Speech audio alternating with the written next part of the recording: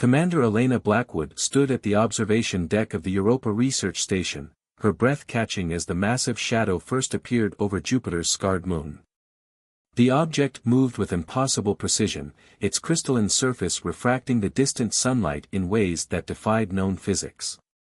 After 15 years of searching for extraterrestrial life, humanity had their answer. But not in the way anyone had hoped. "Commander, we're picking up unusual energy signatures," Lieutenant James Rodriguez called from his monitoring station. "Whatever that thing is, it's not broadcasting on any known frequency." Elena's fingers tightened around the railing. "Get me a direct link to Earth Command. Priority Alpha." Before Rodriguez could comply, the station's sensors screamed to life. The crystalline vessel had launched what appeared to be pods, dozens of them, streaking through space toward the research station's position. "Battle stations," Elena ordered, her voice steady despite the fear coursing through her veins. "Initiate Protocol Omega. And someone wake up Dr. Marcus Kane in quantum engineering. We're going to need those experimental shields online yesterday." The Europa Research Station had never been designed for combat. It was humanity's foremost deep space research facility, housing the brightest minds working on everything from quantum mechanics to xenobiology. But Elena hadn't spent a decade in Earth's Space Force without developing contingency plans for every scenario, including first contact gone wrong. As klaxons blared and her crew scrambled to their positions, Elena activated the station-wide comm. "This is Commander Blackwood. This is not a drill. I repeat, this is not a drill. All non-essential personnel to emergency shelters. Security teams to designated positions. Research teams Alpha through Delta, secure all critical data and prepare for emergency transmission to Earth." The pods were closing fast, their crystalline surfaces now clearly visible through the observation windows. They moved with an organic fluidity that suggested whoever, or whatever, had created them possessed technology far beyond human understanding. Dr. Marcus Kane burst onto the bridge, his silver hair disheveled, clutching a tablet computer. "Commander. The quantum shield prototype, we can have it online in 10 minutes, but it's never been tested at full capacity." "We don't have 10 minutes, Doctor," Elena replied, watching as the first pod approached the station's outer perimeter. "Give me what you can, now." The pod made contact with the station's hull, and for a moment, absolute silence fell. Then came the sound, a high-pitched resonance that made every piece of equipment vibrate. The crystalline surface of the pod began to phase through the station's outer hull as if solid matter meant nothing to it. "Dr. Kane!" Elena shouted. 60 seconds. Kane's fingers flew across his tablet, redirecting power from non-essential systems. "But Commander, you need to know, the shield's experimental nature means it could react unpredictably with unknown technology. The quantum resonance could." The pod breached the hull completely, its crystalline surface opening like a blooming flower. From within emerged a figure that defied description, a shifting mass of crystalline structures that somehow formed a vaguely humanoid shape. Elena drew her sidearm, knowing it was likely useless. "This is Commander Elena Blackwood of the Europa Research Station. We are a peaceful research facility. State your intentions." The crystalline being emitted a series of tonal frequencies that made everyone on the bridge wince. The universal translator built into the station's systems attempted to process the sounds, but could only manage fragments, submission, resources, evaluation. "Shield online in 15 seconds, Kane announced, his voice strained. More pods were breaching the hull now, and Elena could see her security teams engaging the crystalline beings with conventional weapons. The energy weapons passed straight through them, while physical projectiles were absorbed into their bodies with no apparent effect. 5 seconds, Kane counted down. The first crystalline being advanced toward Elena, its structure rearranging itself into what appeared to be offensive configurations. Sharp crystalline spears extended from its form. "Now!" Kane shouted, activating the quantum shield. What happened next would change the course of human history forever. The experimental quantum shield didn't just activate, it interacted with the crystalline beings in a way nobody could have predicted. The shield's quantum field resonated with their crystalline structure, creating a cascade effect that rippled through spacetime itself. Elena watched in awe as the beings began to fracture, their perfect crystalline forms developing cracks that leaked brilliant white light. The universal translator suddenly burst to life with a cacophony of frequencies that resolved into a single, clear message: impossible. The prey species has mastered quantum resonance. Retreat. Retreat. The crystalline collective must be warned. The pods rapidly withdrew, their structures already showing signs of degradation from exposure to the quantum shield. The main vessel, still hovering near Jupiter's moon, began to move away at incredible speed, leaving behind only scattered crystalline fragments and a transformed human race. As emergency teams rushed to seal hull breaches and tend to the wounded, Elena turned to Dr. Kane. "Doctor, I need everything you know about that shield, and I need it compiled into a report for Earth Command within the hour. What just happened here wasn't just first contact, it was humanity's first interstellar victory, however accidental." Kane nodded, still staring at his readings in disbelief. "Commander, the quantum interactions we just witnessed, they shouldn't have been possible. We've stumbled onto something revolutionary. Something that could change everything."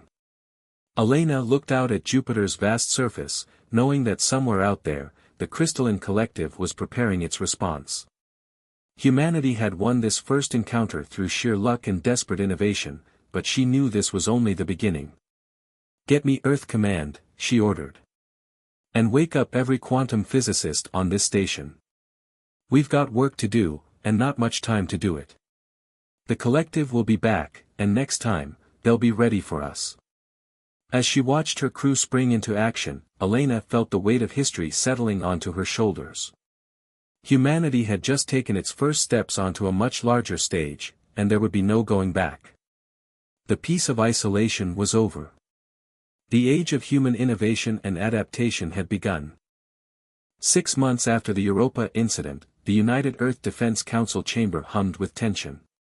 The holographic displays showed real-time feeds from defense stations across the solar system, each one equipped with modified versions of what was now called the Kane-Blackwood shield. But Director William Chen knew it wouldn't be enough. The crystalline collective isn't just going to sit back and lick their wounds, he argued, addressing the assembled military and scientific leaders. According to Commander Blackwood's report, they referred to us as prey species. That tells us everything we need to know about their intentions. Dr. Marcus Kane, now heading the Phoenix Protocol Initiative, stepped forward. His previously disheveled appearance had been replaced by the sharp precision of a man who understood time was running out. "The quantum resonance effect we discovered was just the beginning. We've learned more about particle physics in 6 months than we did in the previous century." The holographic display shifted to show a new vessel design. Unlike the bulky defensive stations currently guarding Earth's territories, this ship was sleek, almost predatory in its design. Its hull incorporated crystalline fragments recovered from the Europa encounter, integrated with human engineering in ways that would have seemed impossible just months ago. "Ladies and gentlemen," Kane continued, "I present the Phoenix-class battleship. It's not just a vessel, it's humanity's answer to the collective's superiority. We've reversed-engineered what we could from the crystalline fragments, but more importantly, we've improved upon it." Admiral Victoria Torres, her dark eyes sharp with interest, leaned forward. "Improved how, exactly?" Kane smiled, the expression both proud and grim. "The collective's technology is perfect, too perfect. Their crystalline structures operate on principles of absolute mathematical precision. But humans? We're messy. We introduce chaos into equations. Our quantum shield worked because it was imperfect, creating resonance patterns the collective couldn't predict." He gestured, and the hologram zoomed in on the ship's core. The Phoenix-class vessels deliberately incorporate controlled imperfection into their design. Every system, from weapons to shields, operates on principles that mix quantum uncertainty with human intuition. It's not just a defensive platform, it's a statement about humanity's greatest strength, our ability to turn our weaknesses into advantages. And you're certain it will work? Director Chen asked, though his tone suggested he already knew the answer. Absolutely not, Kane replied honestly. But certainty is what the collective relies on. Uncertainty is our ally. The chamber erupted in discussion, but was quickly silenced by an alert from the outer system sensors. A fleet of crystalline vessels had just appeared near Saturn, far larger than the scouting force at Europa. Admiral Torres immediately took command. How long until the first Phoenix-class vessel is ready for launch? The UES Prometheus is fully constructed, Kane answered. We've been running simulations, but... No more simulations, Torres cut him off. Who are our best candidates for crew? Director Chen pulled up a personnel file. Commander Elena Blackwood has the most direct experience with collective technology. Her tactical decisions during the Europa incident saved not just the station, but gave us the insights we needed to develop the Phoenix Protocol. Get her here, Torres ordered. And what about the neural interface system? The one that allows direct human consciousness integration with the ship's quantum systems. Kane hesitated. We have one volunteer who's shown remarkable compatibility. Lieutenant Rihanna Patel. Her background in both quantum computing and zero-G combat makes her uniquely suited for the role of quantum integration officer. The Saturn sensors flashed again. The collective fleet was moving, not toward Earth, but toward the colonies on Titan. Thousands of civilian lives hung in the balance. We're out of time, Director Chen declared. Admiral Torres, you have full authorization. Dr. Kane, begin final preparations for launch. Humanity just ran out of time to play it safe. Within hours, Commander Blackwood stood in the Prometheus's launch bay, staring up at humanity's first true interstellar warship. Its hull gleamed with an otherworldly sheen, the integrated crystalline fragments pulsing with internal energy. Beautiful, isn't she? Lieutenant Patel approached, her dark skin contrasting with the white neural interface suit she wore. Despite the weight of their mission, her eyes sparkled with excitement. Did they tell you how the neural interface works? Parts of it, Elena replied, studying the young officer. You'll essentially be the ship's consciousness, integrating human intuition with its quantum systems. Rihanna nodded. The collective thinks in pure mathematics. We'll show them the power of human improvisation. She paused, then added more quietly, assuming the interface doesn't fry my brain. That's not going to happen, Kane's voice came from behind them. He looked exhausted but determined. The system is designed to work with human consciousness, not override it. You'll be the first, Lieutenant Patel, but if we survive this, you won't be the last. Emergency klaxons blared throughout the facility. The collective fleet had begun its attack on Titan. Ready or not, Elena said, straightening her commander's uniform, it's time. Dr. Kane, is the Prometheus ready for launch? Kane checked his tablet one final time. All systems are operational. The quantum core is stable, well, as stable as we designed it to be. Remember, unpredictability is our ally. Elena turned to her assembled crew.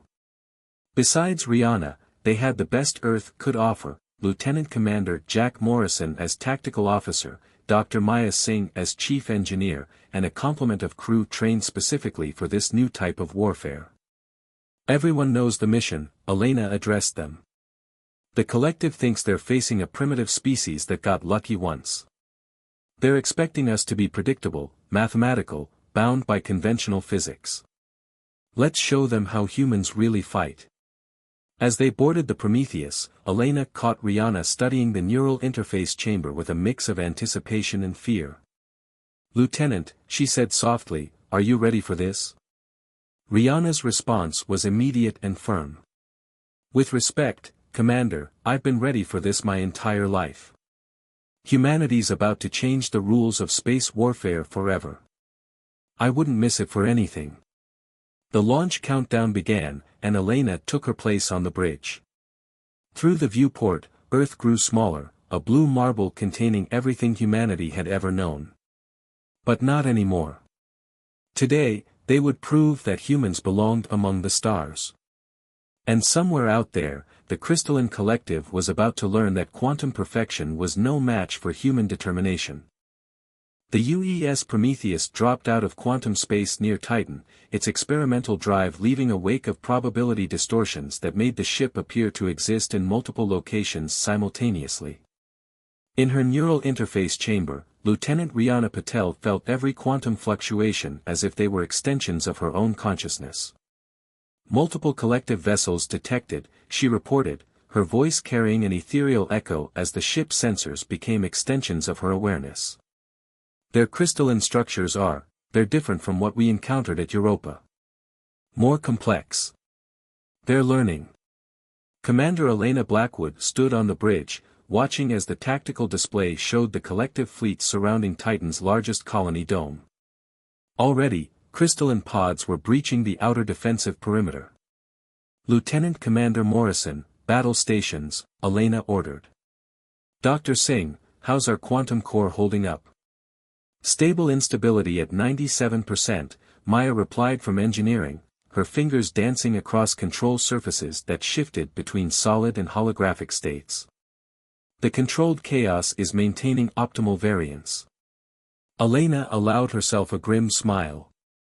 The Prometheus wasn't just a ship, it was a testament to humanity's ability to adapt, to take their limitations and turn them into strengths. Where the collective sought perfection, they had embraced imperfection as a weapon. Lieutenant Patel, initiate protocol chaos. Through her neural link, Rihanna began feeding random variables into the ship's quantum systems. The Prometheus's crystalline hybrid hull started shifting, its structure becoming as unpredictable as human thought itself. To the collective sensors, the ship would appear as a quantum anomaly, something that defied their mathematical models. The response was immediate. 3 collective battleships broke from their assault on Titan, turning their attention to this new threat. Their crystalline forms pulsed with energy as they attempted to analyze and categorize the Prometheus. They're confused, Rihanna reported, a note of satisfaction in her voice. Their targeting systems rely on predictive algorithms. We're giving them too many possibilities to process. That's our window, Elena declared. Morrison, target the lead vessel. Fire when ready. The Prometheus's main weapon wasn't a conventional cannon or energy projector.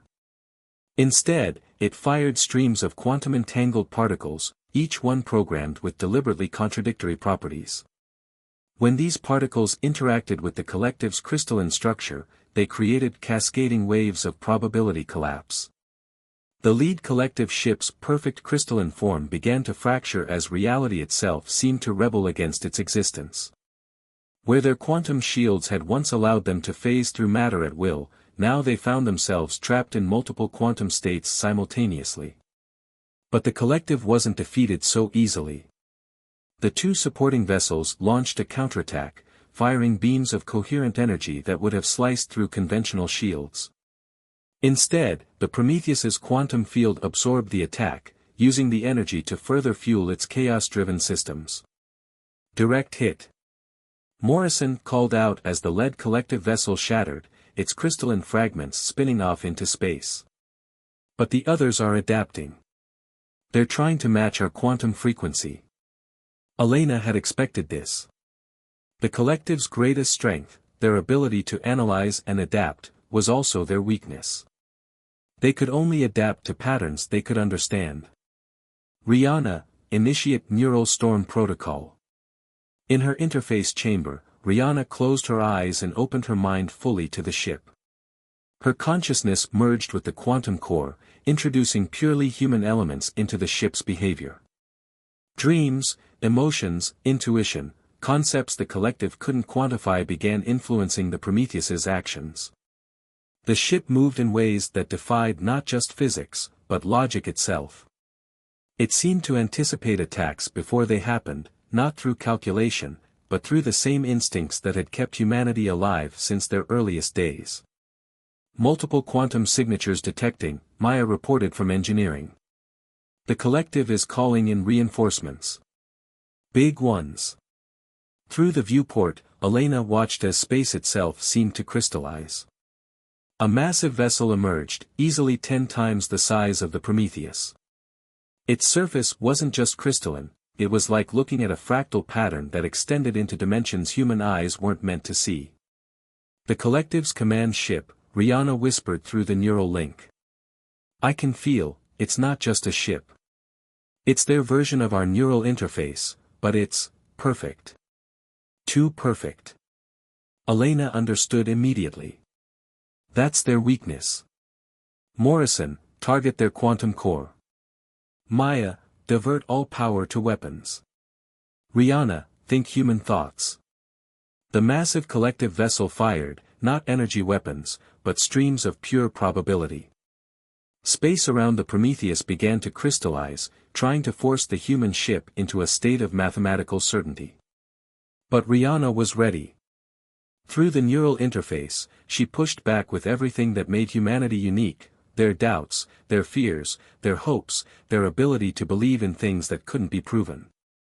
The Prometheus's quantum field became saturated with human consciousness, creating patterns that existed outside the realm of pure mathematics. The crystallization is failing, Maya reported excitedly. Their perfect patterns can't account for human variance. Fire everything, Elena ordered. Show them why humanity survived every challenge we've ever faced. The Prometheus unleashed its full arsenal. Quantum-entangled particles, probability torpedoes, and waves of pure chaos struck the collective command ship. Where its perfect crystalline structure met human unpredictability, reality itself seemed to crack. The massive vessel's surface began to fracture, perfect patterns dissolving into quantum uncertainty. But as it died, it broadcast one final message that the universal translator rendered in crystal clarity. The variables, the chaos, they are not prey. They are impossible. The command ship's destruction created a cascade effect, its quantum perfection collapsing into a singularity of probability. The remaining collective vessels retreated, their perfect formations breaking apart in what could only be described as panic. As the quantum distortions cleared, Elena looked toward Titan. The colony was safe, its defenders already adapting the techniques they'd witnessed to strengthen their defenses. Humanity had won its first major victory against the collective. But in her neural interface chamber, Rihanna Patel was trembling. Commander, she said, her voice shaking, before it was destroyed. I felt something from their command ship. They're not just calling for reinforcements. They're calling for something they call, the architects. And they're terrified of what we represent. Elena nodded grimly. They had won this battle by embracing what made them human. But the war? The war was just beginning. And somewhere out there, the architects were coming to face a species that had turned imperfection itself into a weapon. The grand chamber of the Galactic Conclave was unlike anything humanity had ever constructed. Its walls shifted between states of matter, its architecture defied Euclidean geometry, and beings of every conceivable form occupied seats that adapted to their unique physiologies. Commander Elena Blackwood stood at the center of it all, the first human ever invited to address this gathering of species. The crystalline collective calls them the architects, Elena explained, her voice carried through the chamber by translators that converted her words into everything from light patterns to gravitational waves. They're coming, not just for humanity, but for every species that doesn't conform to their vision of perfect order. In her ceremonial dress uniform, Elena cut a striking figure against the shifting backdrop of the chamber. The battle for Titan had changed everything. News of humanity's victory had spread through the galaxy's quantum networks, drawing the attention of species that had long hidden from the collective's influence. Among them were the Nexus, beings of pure energy who existed in multiple dimensions simultaneously. Their representative, a swirling vortex of consciousness named Zaraven, spoke in patterns of light that rippled through the chamber. The humans have achieved what we thought impossible, Zaraven declared. They've weaponized their own chaos, turned their evolutionary limitations into advantages. We've hidden from the collective for millennia, but perhaps it's time for a different approach. From another section of the chamber came a rumbling response. The Void-born, ancient beings who had evolved in the space between stars, shifted their massive forms. Their representative, a creature named Deep Echo, expressed thoughts that felt like distant thunder. The architects created the collective to impose order on a chaotic universe, Deep Echo revealed. They see diversity as a flaw, consciousness as a mistake to be corrected. But these humans, they prove that imperfection has power of its own. Dr. Maya Singh, who had accompanied Elena to the conclave, stepped forward with data from the Prometheus's encounters. Our quantum technology isn't superior to yours, she admitted. By any rational measure, we're centuries or millennia behind most of your species. But we've learned to embrace uncertainty, to operate in ways that pure logic can't predict. The chamber erupted in a cacophony of communication as dozens of species debated simultaneously. Some argued for continued isolation, others for immediate alliance with humanity. But all fell silent when a new presence made itself known. A section of the chamber's wall simply ceased to exist, and through this impossible gap stepped beings that seemed to be made of living mathematics. The architects had arrived. Their form was beauty and terror incarnate, geometric patterns that shouldn't exist in three-dimensional space, equations given consciousness, the embodiment of universal constants. When they spoke, it was in pure mathematics, but their message required no translation. Your experiment with chaos has gone far enough. Order must prevail. Elena stood her ground as the temperature in the chamber plummeted to quantum zero. You're wrong, she stated simply. The universe isn't a problem to be solved. It's a miracle to be experienced. Every species here proves that. Through her neural link back on the Prometheus, Rihanna Patel suddenly broke into the chamber's communication network. Commander. The collective fleet, it's massive. Thousands of ships, appearing throughout the galaxy. They're targeting every species represented in the conclave. The architect's response was cold perfection: if you will not accept order, order will be imposed. The collective is our instrument. Resistance is mathematically impossible. But something was happening in the chamber. The Nexus representatives began to glow brighter, their multidimensional nature becoming more pronounced. The Void-born shifted, revealing aspects of their form that existed in dark matter.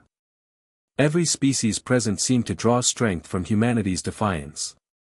Zaraven's light patterns became almost blinding. We choose chaos. We choose life. We choose humanity's way. Maya's data tablets suddenly lit up with incoming transmissions.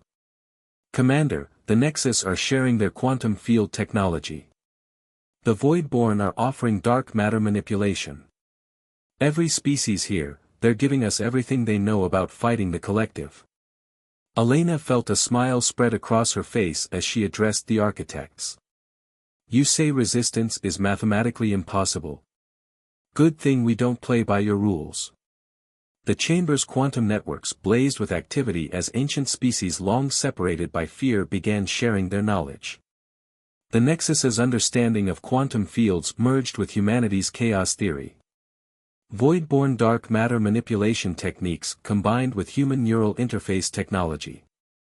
Each species contributed their unique perspectives, creating something entirely new. Through it all, Elena could feel the growing uncertainty in the architect's perfect forms. They had expected submission or, at worst, uncoordinated resistance. Instead, they were witnessing something unprecedented, a synthesis of chaos and order, of ancient knowledge and human innovation. You have until the collective arrives to reconsider your position, the architects declared, their forms beginning to fade. Choose order, or face extinction. As the architects vanished, the chamber burst into action. Species that had never collaborated began forming battle strategies. The Prometheus's quantum communication network became a hub for coordinating the galaxy's first united defense force. "They don't understand what they've done," Deep Echo rumbled. "By threatening us all, they've given us something we've never had before, a reason to work together." Elena nodded, watching as Maya worked with representatives from a dozen species to integrate their technologies. The collective thinks in absolutes, victory or defeat, order or chaos. But life finds a way to be both, to be neither, to be something entirely new. Through her neural link, Rihanna's voice carried a mix of awe and determination. "Commander, you need to see this. The combined fleet, it's beautiful. Every ship is different, every species contributing their own methods of fighting. The collective won't know what hit them." As the conclave transformed into a war council, Elena felt the weight of the moment. Humanity had come seeking allies and found something more. They had become the catalyst for the greatest synthesis of species the galaxy had ever seen. The real question was, would it be enough to stop the architects and their crystalline collective? The answer would come soon enough, as the greatest battle in galactic history approached. The combined fleet of the galaxy's free species assembled in the vast dark between stars. Ships of every conceivable design moved in formations that defied conventional tactics, Nexus vessels phasing between dimensions, void-born leviathans trailing dark matter tendrils, and at the heart of it all, the UES Prometheus leading a squadron of humanity's quantum-enhanced vessels. In her neural interface chamber, Lieutenant Rihanna Patel felt the presence of thousands of minds linked through the expanded network. The Nexus had helped enhance her neural interface technology, allowing her to serve as a bridge between species whose methods of thinking were as diverse as their physical forms. "Collective fleet approaching," she announced, her consciousness extending through the combined sensor networks. "Their formation, it's like nothing we've seen before. The architects have given them new configurations. They're adapting to all our previous tactics simultaneously." Commander Elena Blackwood stood on the Prometheus's bridge, watching as the enemy fleet emerged from quantum space. The crystalline vessels now moved with impossible precision, their forms having evolved far beyond what humanity had first encountered at Europa. Behind them came the architects themselves, their ships being mathematical equations given physical form. "All ships, battle formation Chaos 7, Elena ordered, the command being translated into dozens of different communication methods. "Remember the plan. Don't try to match their perfection, that's what they expect. Every species fights their own way, creates their own patterns. We are stronger together because of our differences, not in spite of them." The architect's message echoed through space: "Your resistance is an equation with no solution. Accept the perfection of order, or be eliminated from the universal constant." Dr. Maya Singh's voice came from engineering, where she worked with a team of multi-species engineers to manage the ship's enhanced systems. "Commander, the quantum core is stable. The Nexus modifications are holding, and the void-born dark matter integrations are at full power.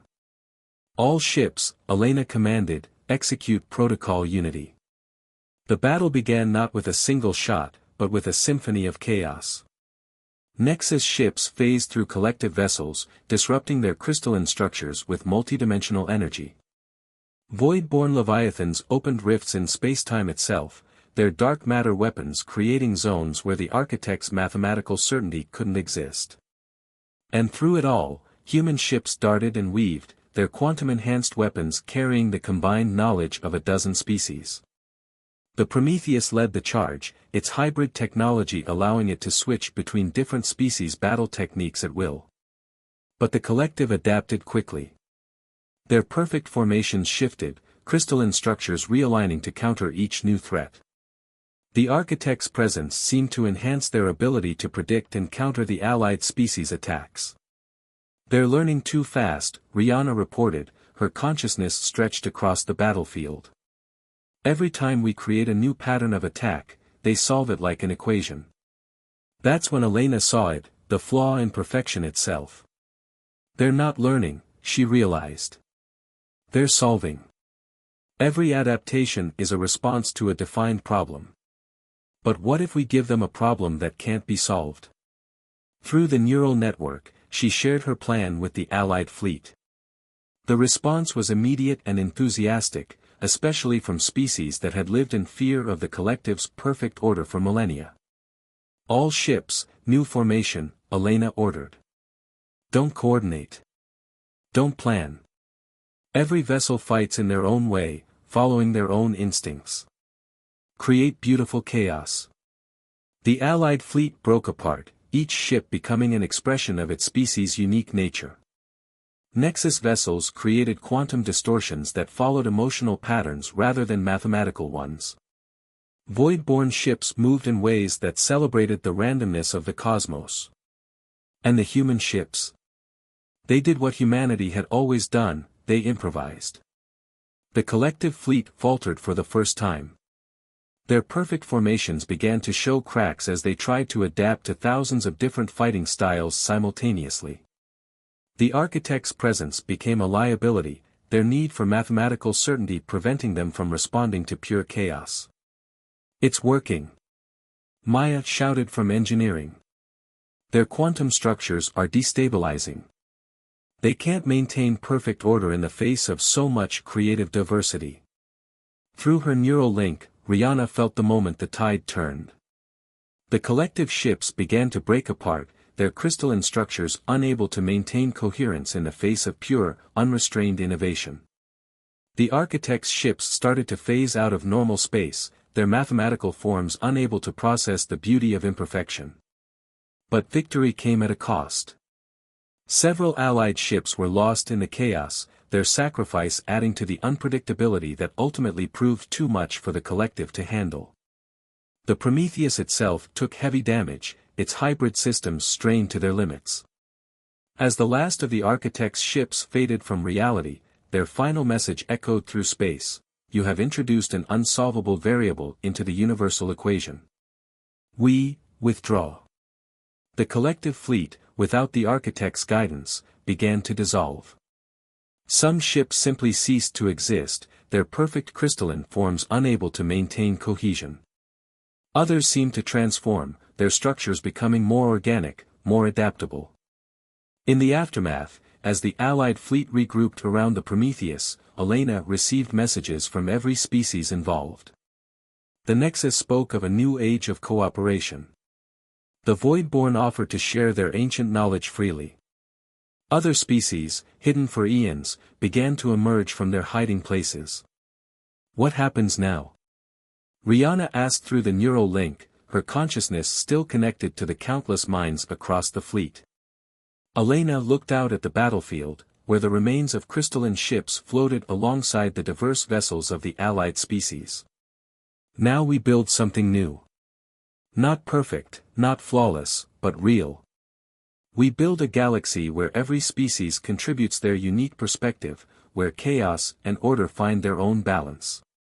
The Prometheus's quantum core hummed with energy as Maya initiated repairs, aided by technology from a dozen different species. The ship, like humanity itself, had evolved beyond its original design, becoming something that celebrated the very imperfection the architects had sought to eliminate. As the Allied fleet set course for the Galactic Conclave, Elena reflected on how far they'd come from that first encounter at Europa. Humanity had not only found its place among the stars, they had helped the galaxy itself remember the power of embracing uncertainty, the strength found in diversity, and the beauty of imperfection. The age of enforced order was over. The dawn of unity, real unity, built on acceptance of differences rather than the demand for conformity, had begun. And somewhere in the vast darkness between the stars, humanity's greatest gift to the galaxy lived on, the courage to be gloriously, perfectly imperfect.